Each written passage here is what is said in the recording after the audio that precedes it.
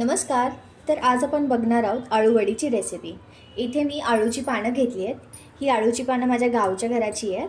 ही स्वच्छ धुवून घेतली आहेत मी. आणि ही सगळी घेताना नेहमी ग्रीन बघूनच घ्यायची, हिरवी बघून घ्यायची.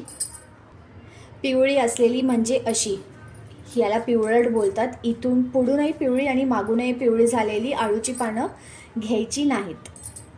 तर पहिले आळूची वडी बनवताना ना, आळूची वळकुटी येण्यासाठी आपण पहिले काय करायचं, ही जी आहे प्रॉपर आळूची जेव्हा आपण असं फोल्ड करतो ना, तर त्याची एक वळकुटी बनते. तर त्यावेळेला ती प्रॉपर येण्यासाठी आपण हा डेट पहिला सुरीने थोडासा काढून घ्यायचा आणि नंतर ह्याला मागच्या साईडने लाटून घ्यायचं आहे. हे प्रत्येक आळूच्या पानाला मी असंच करणार आहे. आता ही मागची साईड आपण लाटून घेतो. मी तुम्हाला एक दाखवते करून.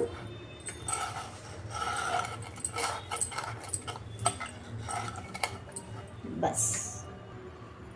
तर अशाच प्रकारे मी सगळ्या आळूच्या पानांना असंच लाटून त्यांच्या मागच्या साईडला थोडं चपटा करून घेते.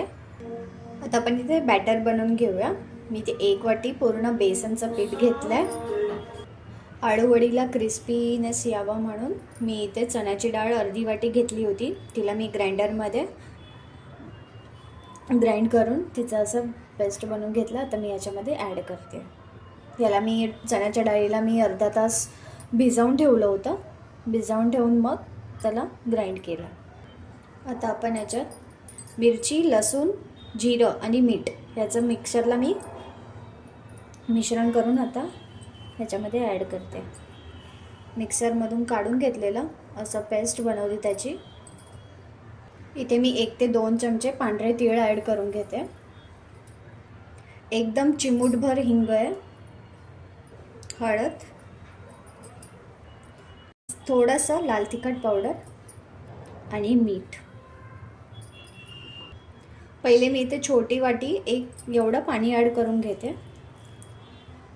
आणि आपण याला आता मिक्स करून घेऊया. गरज असेल तेव्हाच पाणी ॲड करा. थोडं थोडं करून पाणी ॲड केलं तरी चालेल. तर इथे आपलं पूर्ण बॅटर रेडी आहे आळूवडीला लावायला.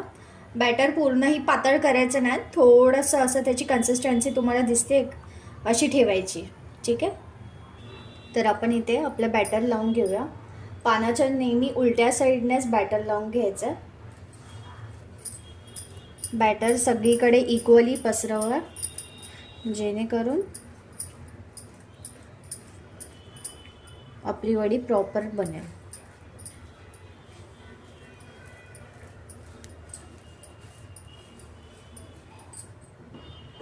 आता आपलं झालेलं आहे. एक पानाला आता दुसरं पान घेऊया. त्याला त्याच्या विरुद्ध दिशेने ठेवायचं आणि सेम जसं पहिल्या पानाला केलं उलट्या साईडला आपण सगळं बॅटर लावून घेतलं, तसंच यालाही आपण पूर्णपणे लावून घेणार आहोत. अजून एक पान त्याच्या अपोजिट साईडने ठेवते. परत यालाही बॅटर लावून घ्यायचं. आता अजून एक घेते. आता मी इथे माझी पानं छोटी आहेत म्हणून मी इथे 4 वळकुट्यांचं एक वळकुटी येईल 4 पानं घेते आहे मी एका वळकुटीसाठी. आता आपण यांना प्रॉपरली फोल्ड करूया. कोणती एक बाजू अशी ठेवायची आहे, अशी दुमडत यायची आहे तिला. असं थोडं हलक्या हाताने तिला प्रेस करत जा आणि इकडून पण थोडीशी उलटायची आहे.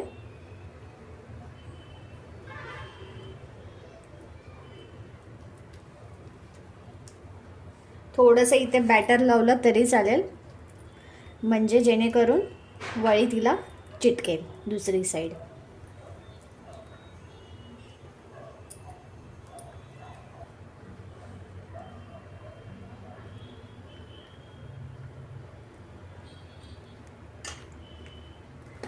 तर ही आपली एक तयार झालेली आहे. अशाच मी दुसऱ्याही तयार करून घेणार आहे.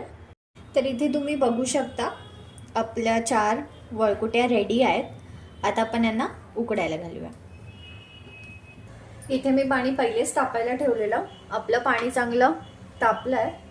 ही जाळी आहे, ह्याच्यावरती मी आपल्या वड्या ठेवल्यात. बट ह्या जाळीला आधी मी खालती तेल लावलं होतं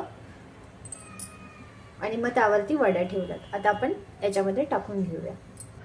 अशा प्रकारे आपण आपल्या वड्या आता टाकलेल्या आहेत. आपण यांना आता झाकण ठेवून यांना 5 मिनिटानंतर 10 मिनिटानंतर 5 ते 10 मिनिटानंतर बघूया. ठीक आहे, आपले 10 मिनटं झालेले आहेत. आपण ओपन करून बघूयात आपले वडे झालेत की नाही.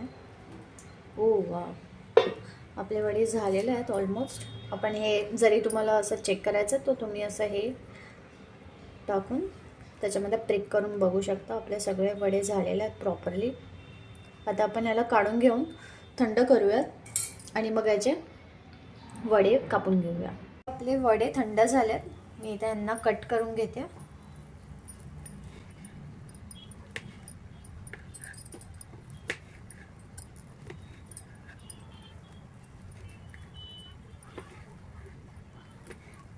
अशाच प्रकारे मी माझ्या सगळ्या वड्या कट करून घेते. छान अशी आपल्या अळूवड्या रेडी झालेल्या आहेत. तुम्हालाही जर ही रेसिपी आवडली असेल तर प्लीज माझ्या चॅनलला लाईक, शेअर अँड सबस्क्राईब करायला विसरू नका. थँक्यू.